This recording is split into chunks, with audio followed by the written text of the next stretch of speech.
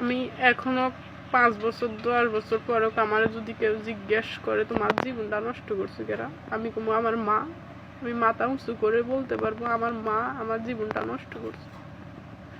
আমি তাদেরকে সবসময় আমার নিজের সন্তানের মতন ভাবি, কিন্তু তারা আমার নিজের সন্তানের মতন ভাবে না কোনো সময়।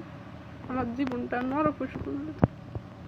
আমি খুব মানসিক চাপ আছি, কিন্তু সবসময় হাসি মুখে থাকি আর, কিন্তু আমার বুকের ভিতরে যে কষ্টটা এটা কেউ বুঝতে চেষ্টা করে না।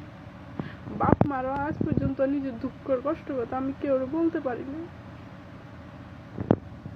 সবাই বলবো অনেক কথা, কিন্তু এক গাছের ছাল কোনো সময় এক গাছে ছাড়া রাখবো না।